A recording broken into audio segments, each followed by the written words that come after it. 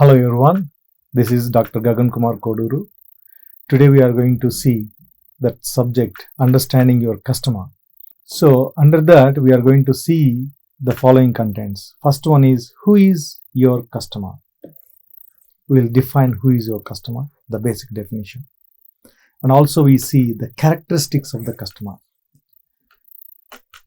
So we also will see what are the characteristics, basic characteristics of the customer. And the other topic is identifying your customer segments and early adopters. We will see more about the early adopters. Under that we have define your market. What is your market? You have to define, and based on that you have to segregate your customer segments. And also we are going to see how to identify your early adopters and the characteristics of the early adopters, how to find the early adopters, very important, right? And third one is validate and refine your segment, right? As we progress in our business, we need to validate and refine your segment, customer segment basically. Lastly, we will see the difference between the consumer and the customer.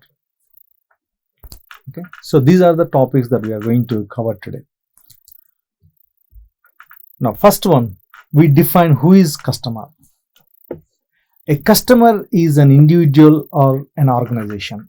It can be an individual, a person who is buying a pen from a stationery shop, or an organization, right?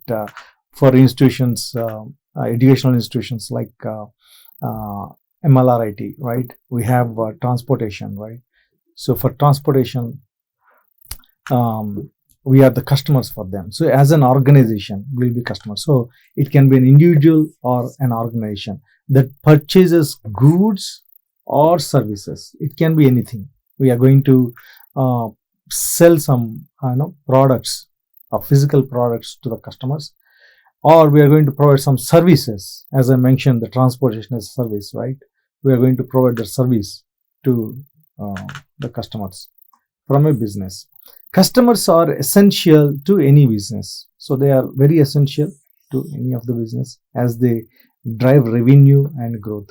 Without customer, you cannot generate any revenue. It is important to understand the customer better. The more you understand about your customer, the better you grow in your business, right? You need to understand the psychic of the customers, what they do in a regular basis, what is their thought process, what kind of activities that they do regularly. So everything, anything and everything about the customer, you need to understand. Once you are able to understand your customer, you better sell your product to them. You customize the products so that that would entice your targeted audiences, so that they tend to buy your services or the goods that you are offering. So that is very important. Now we see the characteristics of the customer.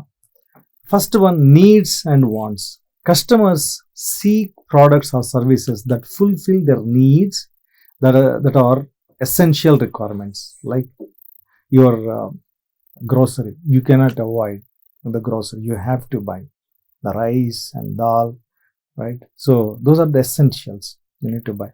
Or wants, desires like car, right? Or iPhone, right? Or a big TV. So these are the desires, right?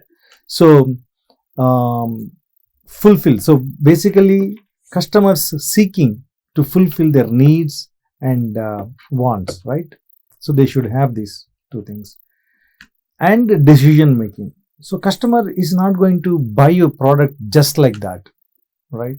So he will apply his own logic, right? He see the price of it, the quality of it, how fast it could be available to him. So he see all of them, all right? So based on his own logic, based on his own understanding, he will buy the product. Now you should make your product less price, make your product more quality, make your product to be available to the customer immediately without any hassle, without any hassles, right? So you need to do all those things so that he will make the decisions faster to buy a product. And the buying power. Third one is the buying power, the ability to buy the product. So you have to, if you target, suppose, a certain segment of the customers, you need to understand whether they are, middle class, rich people, poor people. Based on that, you need to make your product available to that segment, right? So the buying power, so ability to purchase depending upon their financial status and willingness to spend, right? And the fourth point is loyalty and retention. So some customer repeatedly buy from the same brand. The success of the business actually comes from the repeated buyers, loyalists, those who buy your products regularly. Okay. So if you are able to get repeated buyers, then you safely say that your product is up to the mark, or you say that you will succeed in your business, right? So if your product is not up to the standards of the customer expectations, the customer is not going to come again and buy your product. If a customer is coming and buying your product, that means you are attracting the customers. The product that you're selling is worth to sell, actually. So that is the indication. That really, help you to grow in your entrepreneurship journey. Not only this, we have few more. We'll see them. The fifth one is behavior and preferences. Customers have unique taste. Everybody got their own unique taste. They have unique, psychology, right? Somebody likes something, somebody doesn't like something. So customer got a unique taste to the product. Influenced by culture, right? Culture plays a big role in purchasing decisions. So you need to understand the culture of the population that you are targeting there, and the trends, right? And social proof and the personal experiences, right? All these behaviors play a bigger role in decision making, whether to buy a product or not. Okay, so that's what I am telling. You need to understand the each and every aspect of the customer for whom you are selling the product. The sixth one is expectations. They expect quality products, obviously, right? And excellent service, fast delivery, sometimes personalized experiences. Sometimes even, if customer care is very good, people tend to buy the products, right? There are so many instances I come across. If the customer service is very good, if the feedback is too good for the customer service, the people go and buy that product just to get a service, right? For example, TV. People say, LG and Samsung kind of, products, they have a very good, customer service. Whereas customer service for other products, premium brands, even for the premium brands like Sony and all, the customer service may not be that good. So people tend to buy a product based on how good your customer service is, right? So that is the expectations from the customers. And the seventh point is feedback and influence. Customers share reviews, recommend products, and influence others through word of mouth. Very powerful tool, word of mouth. So customers, when they experience your product, right, they share their experience with others. And word of mouth got a lot of power. It influences the people a lot. And in Indian context, people buy the products based on the word of mouth, based on the feedback that they hear from their neighbors, their relatives, their friends. So they got a lot of influence on them. So if your product is very good, if your product got a lot of quality with them, then the people will share their feedback with their closed ones, and there is a great chance that your product will be sold in a much better way. Okay, so you need to understand the power of the word of mouth. And the eighth one is emotional and rational triggering. Purchasing decisions can be driven by logic, right? Cost effectiveness and necessity, or emotions, desires and peer pressures and branding. At times, peer pressure really works, right? If your neighbor get some gadget, new gadget, so people buy that gadget. The people wanted to buy that gadget, going beyond their capacity. Also, sometimes they do. Okay, so for Indian context, peer pressure is also plays a lot of role in buying decisions. And segmentation. Business categorize customers into groups. Very important to segment the people, segregate them, form a groups such as demographic, depending upon their age, gender, and income, psychographic, their lifestyle, values, and behavior, purchase history, brand loyalty. Okay, these things also you have to consider. For making your product, to place your product in the market, right? So you need to understand and segregate your customer population to sell your product. Now this is the digital era.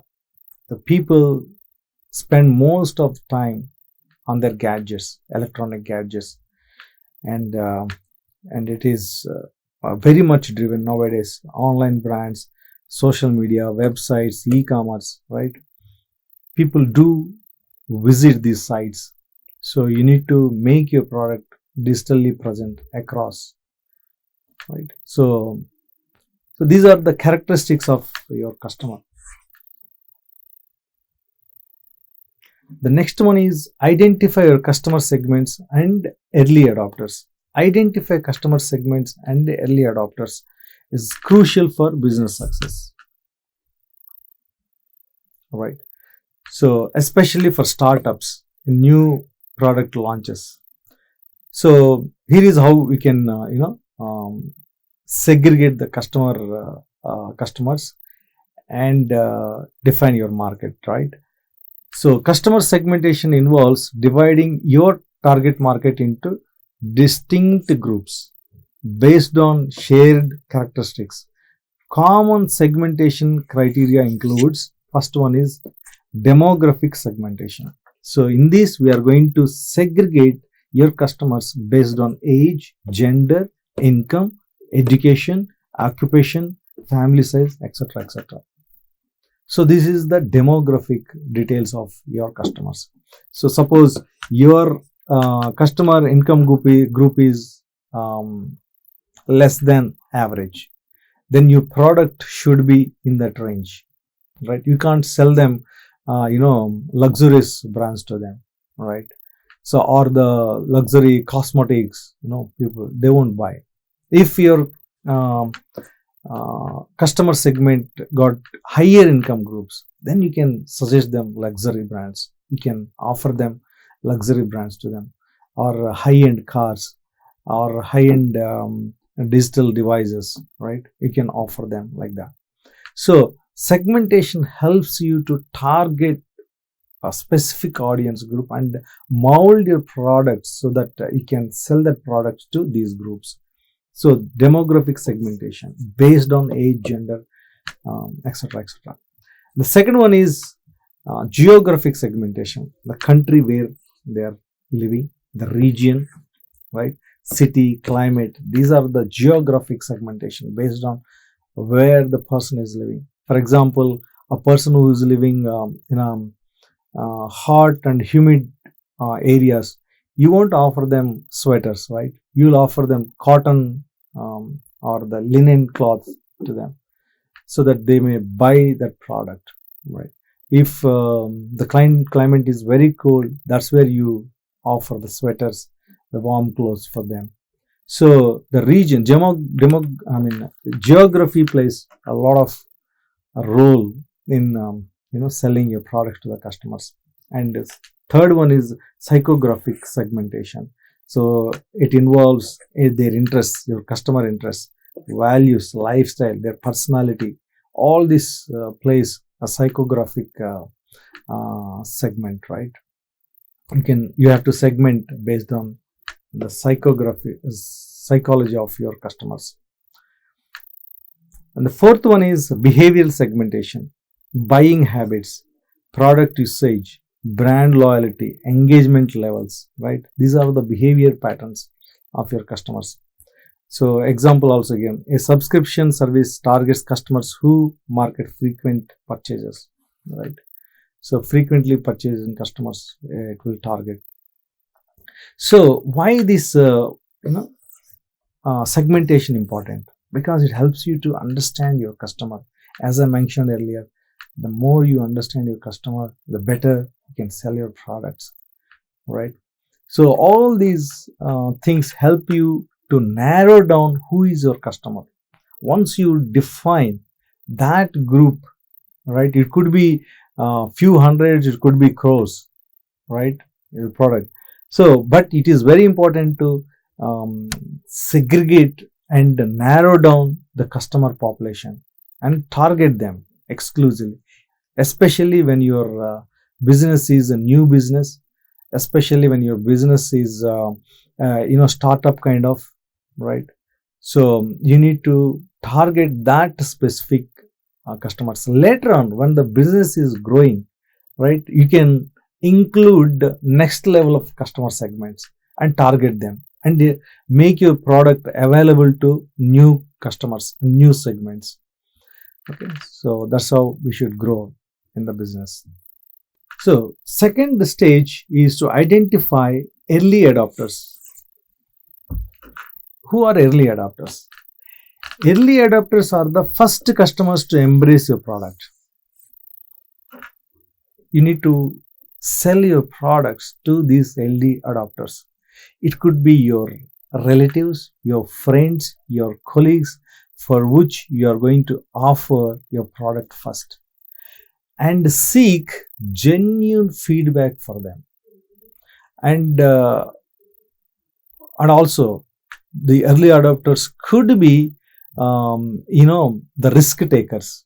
They wanted to try something new, right? The people, those who wanted to experience the product first hand, right?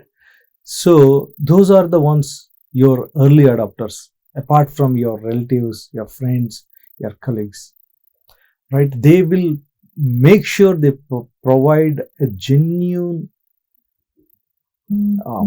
feedback to you, so that you can modify your product so that the next level of customers could buy it, right? So they are critical for validating your idea. The early adopters are very critical for validating your idea. Providing feedback. They are the ones who are providing feedback first experience, right? That they have when they experience the product. That feedback that they are going to provide. And influence in the market. They influence the market. If they say, if the experience is too good to them, then they go to the market and share that experience to the people, right? So they can influence the market. And if the product experience is not good, again that feedback is going to go out. So you have to be extra cautious, right, with the feedback. If the genuine feedback is coming to them, if it is bad feedback, then ask more questions, how the product can be modified so that they will have the good experience, right? So you need to come up with a new set of questions, interview questions, so that you will have better understanding of their experience and what they are seeking in your product. Okay, so the characteristics of the early adopters: they are the problem solvers. They actively seek solutions to specific pain points. Okay, so they have some issues, they have some pain areas that they wanted a solution for. Okay, so they are the problem solvers. They are seeking for solutions, right? And they are takes away and trendsetters. They are open to trying new products before the masses. So they are the, you know, they are the tech surveys. They wanted to see everything, right? Whenever new product come into the market, they wanted to experience that product, how it is doing, right?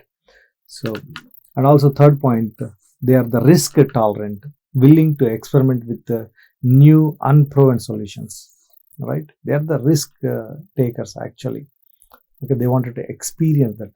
They don't see, they take the challenge, right? Whether it is good or bad, they won't see, but they wanted to judge that product, based on their experience.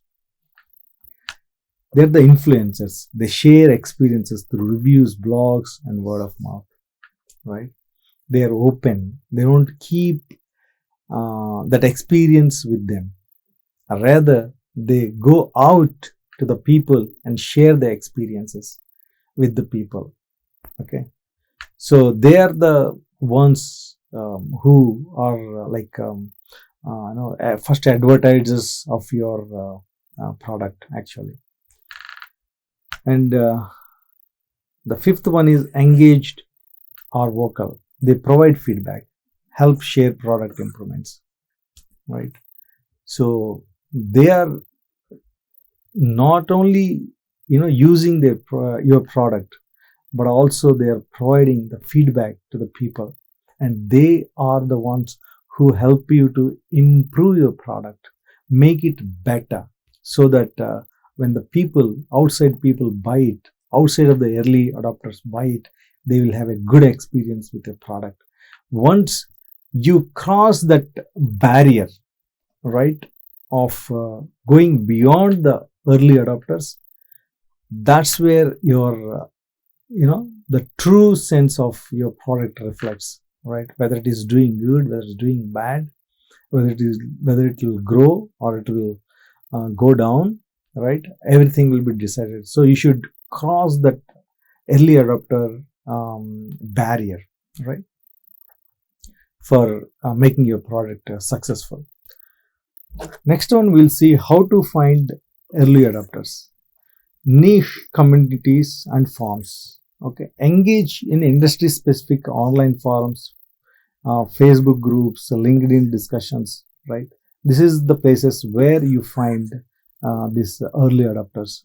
Social media influencers. Look for individuals discussing related topics or frustrations with existing solutions.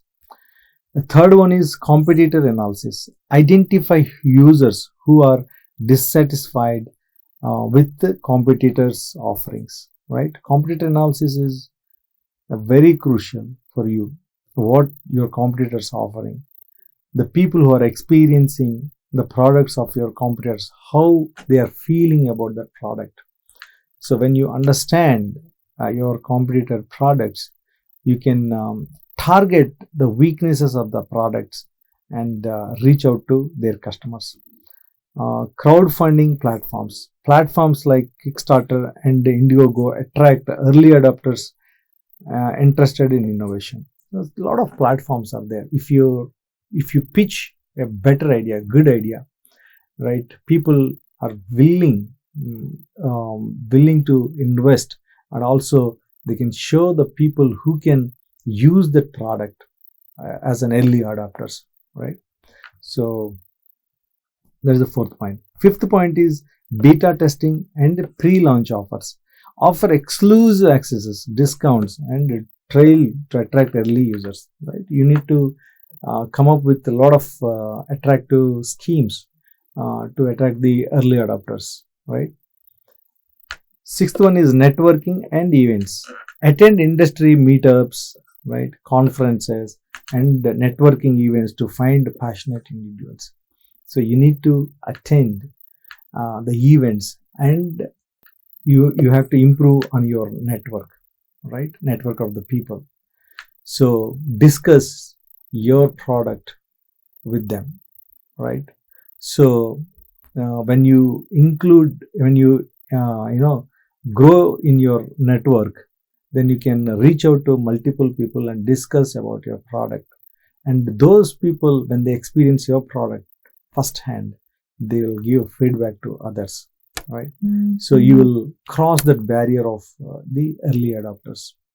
Rest of the topics I'll take in the next session.